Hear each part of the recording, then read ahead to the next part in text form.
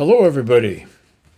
This is Jim Ransom, welcoming you to another session of Morning Jim poetry readings, in case you've forgotten. I don't think you have. I'm planning to read what you might call poetry leftovers. Yeah, what could be more appropriate on the weekend after Thanksgiving? We are digging into leftover turkey or whatever your favorite food for Thanksgiving might have been. So what am I talking about when I say poetry leftovers? Well, the truth is every poem is not and cannot be as famous as every other. There are a few poems as famous as the 23rd Psalm, or Robert Frost's Stopping by Woods, or The Night Before Christmas. Let's face it, a lot of poems are pretty good, but not famous, and they never will be. Here's my first example. It's a poem by Marie Ponceau. Who? You mean you haven't heard of Marie Ponceau? Well, I hadn't either until recently, until I came across this massive volume of her collected poems that is currently on the market. This is a woman who was born in 1921, so she's in her 90s. And these are the best of her lifetime work as a poet. And she was published. She has published a few other books of poetry at widely spaced intervals. But the truth is, Marie Ponceau is what one critic calls her, a curiously underappreciated poet. Probably true, but after reading a lot of her poems this past week, I'm not so curious as to why she's underappreciated. It's not that the poems are bad in any sense. It's that a lot of them are pretty complex, and some of them are pretty long. And long, complex poems are not what the market is looking for these days. But let's read one of her poems. This one is, here it is.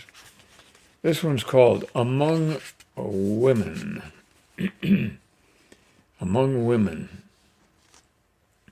This was written about 1956, and it might be interpreted as a poem of the feminist movement of that era, but you can maybe decide that for yourselves.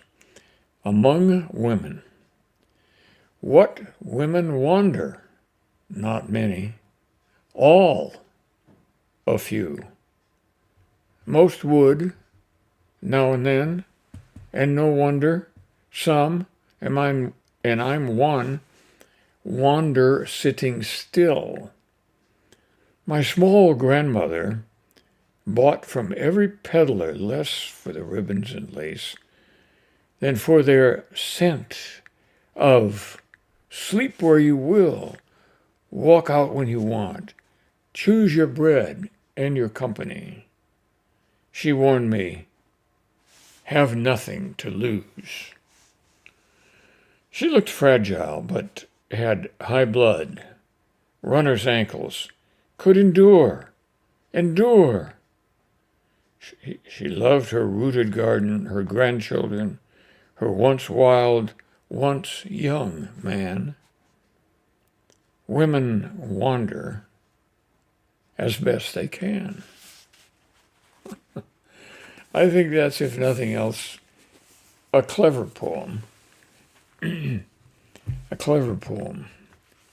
And it's one that that I enjoyed reading, and I hope that you enjoyed as well. It may help explain to men anyway why women can be so confusing. I'll say nothing more about that. And remember, I love you all, and I think that you women I'm talking to now, do most of the work in the world. And so don't think you aren't appreciated, because you are. Moving on, here's a poem by one of my favorite poets, Billy Collins. And it's called On the Death of Friends. Let me find it here. Yeah, it's from this book, Whale Days. I've read you some other poems from this book in the past, but nothing very recent. On the deaths of friends, either they just die, or they get sick and die of the sickness, or they get sick, recover, then die of something else, or they get sick, appear to recover, then die of the same thing, the sickness coming back to take another bite out of you in the forest of your final hours. And there are other ways which will not be considered here. In the evening, I closed my eyes on the shore of a lake, and I pretended this is what it will look like, or will not look like. This is where my friends keep going. A place only in quotation marks, where instead of oxygen there is silence, unbroken by the bark of a fox in winter, or the whistle of a neglected kettle. With eyes still closed, I ran in dark toward that silence, like a man running along a train platform. And when I opened my eyes to see who was running in the other direction, with outspread arms, there was the lake again, with its ripples, a breeze coming off the water, and a low train whistle. And there was I, trembling under the trees, passing clouds, and everything else that was pouring over the mighty floodgates of the senses. Well, I would say that Billy Collins usually writes poems that are a bit more straightforward, but here he is admitting that he doesn't have the answer to death. What else could he do, really? He knows not where it will take him, but perhaps it will be somewhere pleasant, like where he is now. At the end, he was left trembling over the many thoughts pouring over the floodgates of the senses. Yeah, I think that's probably true, and it's probably one of the reasons why, while accepting that death is the natural and normal end of life, it's probably not good to be too taken in by it, too absorbed by it, thinking about it too much. I've never known Billy Collins to be trembling over his many thoughts in any of the other poems he's written. Okay, now, finally, here's one of my own poetic leftovers. And it's called Silent World. Some of you have probably read this in my book, Immortal Prairie. And I'm going to read it to you again. It's one of my favorite poems. And the epigram is for Andrea, who is my deaf granddaughter. Sudden cesarean arrival, prompted by an unseen stressor, setting off alarms and bringing surgeons forward with their bright, sharp tools. She came into the world accompanied by her brother, the delight of her sister, her father, and her mother. Her eyes did not focus on the loving sounds they made, sweet talk that made her brother smile, nor would she startle at the doctor's clap. Then trepidation gripped her mother's heart.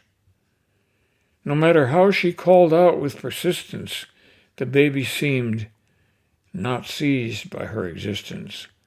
Then time elapsed. Those many years ago, until it was most certain she was deaf, and signs became her daily lingua franca. Sights and smells she came to know, the reds and yellows, whites and greens and browns, reflections glittering from jewels and gold crowns.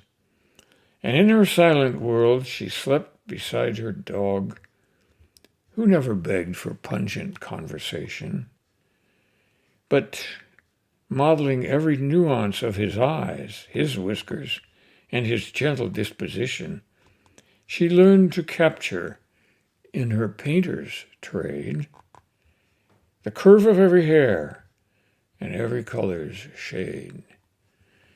Beguiling were her strokes of paint or chalk, catching every mood and trait of every dog. The details entered undistracted eyes, so she could show the full abundance of the pet.